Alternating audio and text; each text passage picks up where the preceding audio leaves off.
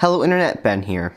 Maybe about a year ago I made a video about unschooling. And over the past year it's gotten a bunch of attention from people who don't know anything about unschooling. And they had a lot of questions, so I figured I'd make this video to answer them. So here are your unschooling questions answered. Before I answer these questions, I want to say a few things. First of all, if you don't know what unschooling is, I have a video that explains all of it. I'll link it down below, or I'll have it come up somewhere. Second, this is my personal type of unschooling. This is the way I do it. I'm not speaking for all unschoolers. I'm not speaking for anybody else, just myself. Finally, some of these questions have already been answered on my channel, either in comments or even other videos. I just want to compile all of them in one place so it was easier. So like I could just, put all the questions that were most asked in one place. Alright, on with the video. So I'm going to start out with the question I probably got asked the most. What about socialization? I think generally the thought is, while unschooling, kids won't get out of the house enough, meet a diverse enough group of people, and figure out how to work in groups and things like that. So first of all, no, unschoolers are not shut up in the house all day. When I was younger, there were trips to museums, trips to libraries, plays with friends, all kinds of things, not some sort of lonely isolation. Now in high school, it's slightly different. I'm doing classes through my local art center, I'm playing D&D with friends twice a month, I'm seeing friends, I'm talking to them online. It's not socially isolating. I know there are people who wouldn't imagine not seeing their friends every single day, and there are things like that for unschooling. I know where I am, there's a decently sized community of unschoolers who have co-ops, meetings, just days where you meet up, days for roller skating. There are a lot of different events and things that can get social interaction even while being an unschooler. Wrapped up in the general socialization question is sometimes saying about how will this person talk to adults, which kind of confuses me. I mean, if you're not getting told what to do by a teacher in a classroom all day, how will you talk to adults? I find this to be kind of insane. The power structure of schools don't make it easy to talk to adults at all. There's a teacher who tells you what to do, there's a principal, it's all this higher and lower power stuff. Honestly, I've talked to plenty of adults. I've worked on a farm, I had to speak to adults then. I speak to people in everyday life, when I'm going to the store. It's not, I don't not speak to adults. No.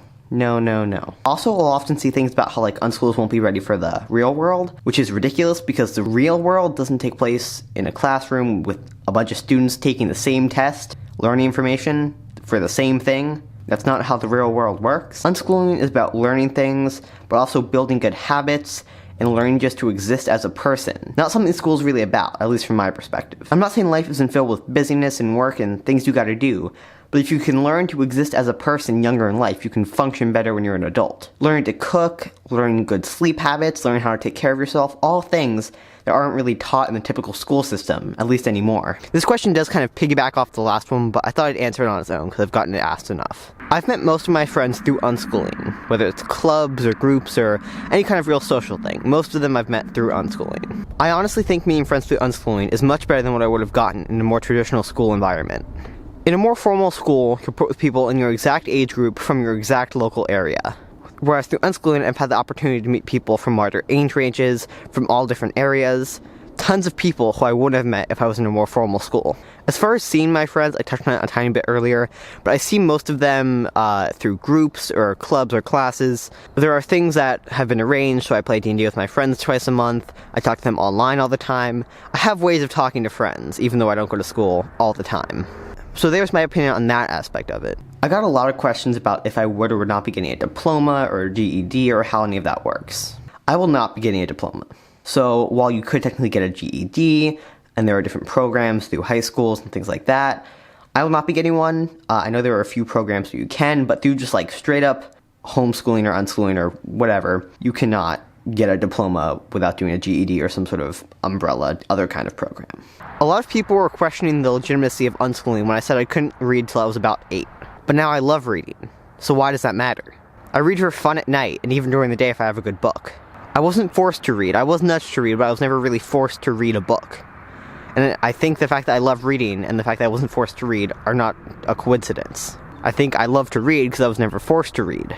And yeah, 8 is late for the traditional system, but why would somebody need to learn before they're 8?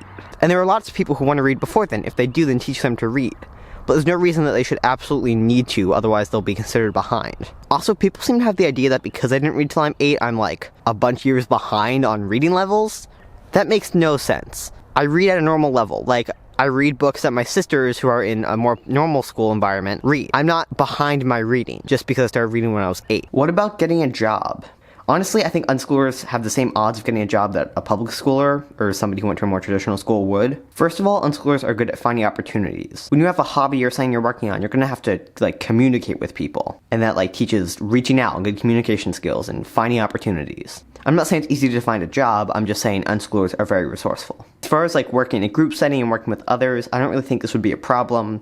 I know a lot of unschoolers get internships or jobs or work kind of opportunities when they're younger, so they get that kind of experience. Nothing really indicates to me that would be a problem. I've also seen people saying you need a diploma to get a job, and there are tons of homeschoolers and unschoolers. They get jobs. Saying you were schooled at home isn't an automatic turnoff like people might think. Some people were like, oh, this is just homeschooling. Kinda yes, kinda no. So there are lots of different words. Unschooling, homeschooling, world schooling, 1,000 others, free range learning, a lot of them. The problem is homeschooling can be a blanket term for all home education. I often think of it like this though. Homeschooling is doing the work you would be doing at school just at home. So even though it's a blanket term, I think of homeschooling as that. Then in there's combinations of the two, homeschooling and unschooling. Some formal work, some normal work. I consider this unschooling. Even though there's some formal work in it, if it still follows the same philosophy, then I would consider it unschooling. Then there's radical unschooling, doing absolutely no formal work unless the kid wants to. That I would consider slightly different unschooling, because it really follows the just do whatever you want. There's no even nudging. So some people might disagree with these terms. These are the way I think of it. They're not exactly dictionary terms or Wikipedia or whatever. This is the way I think of it. This is the way I'm going to be describing them. Motivation. A lot of people had questions about motivation. Do unschoolers have motivation to do anything because they're not forced to? People in school are forced to do things. It's not their choice. Forced to read this, forced to write that. It's not their choice. But take that away, what happens? The typical thought is that you watch TV all day or play on your computer all day and do nothing.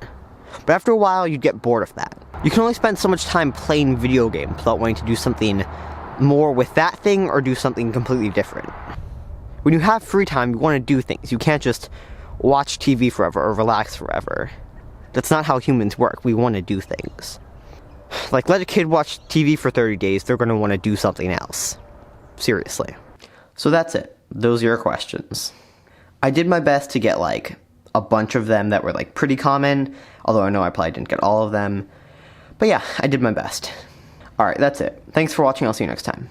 Bye. Alright, real quick before you go, I have a few post-video notes. First of all, thanks for watching the video.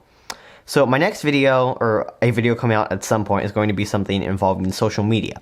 I want to talk about how we have unhealthy relationships with social media, but I also want to talk about the good things about it, because I feel like there are some very positive things about social media and social interaction and interactions I've had through my YouTube channel.